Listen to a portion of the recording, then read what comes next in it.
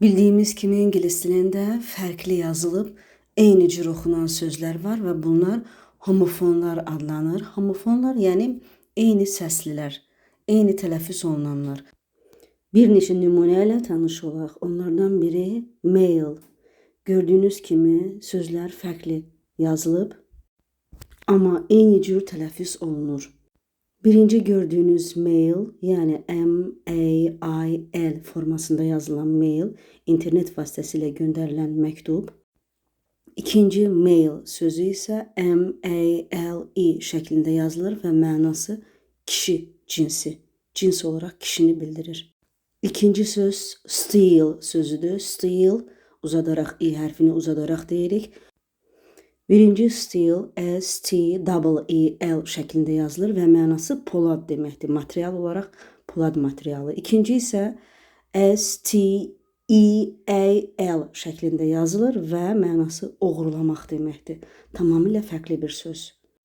Üçüncü söz tail olaraq oxunur, hər ikisi.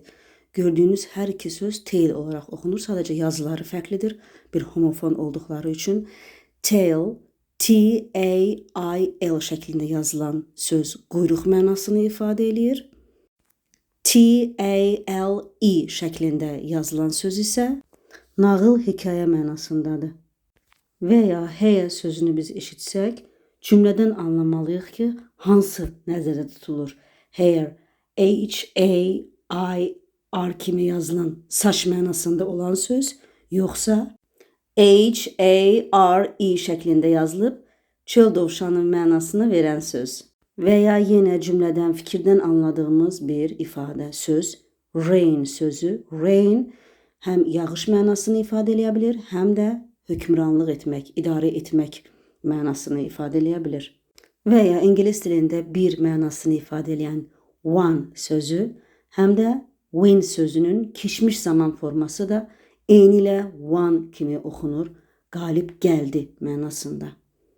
Və ya rəng olaraq blue, mavi, eyni zamanda blow sözünün keçmiş zaman forması blue, əsmək mənasında. Eləcə də plane sözü, plane təyyarə mənası var, həm də fərqli yazılan, plane şəklində oxunan sözün düzənlik və ya sadə mənası var. Plain həm də sadə mənasını daşıya bilir. Hansı plain? Birinci gördüyünüz plain. P-L-A-I-N şəklində yazılan.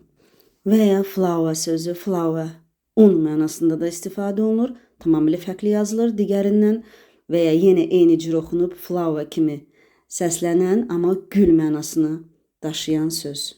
Və peace sözü, peace uzun i ilə oxunur. Mənası sülh ola bilir. Hansı? P-E-A-C-E şəklində yazılan. Eləcə də digər söz, yəni P-I-E-C-E şəklində yazılan söz isə hissə, parça deməkdir. Məsələn, burada şəkildə a piece of cheese, yəni bir parça, bir hissə pendir mənasını ifadə etmək üçün bu şəkildən istifadə etmişəm.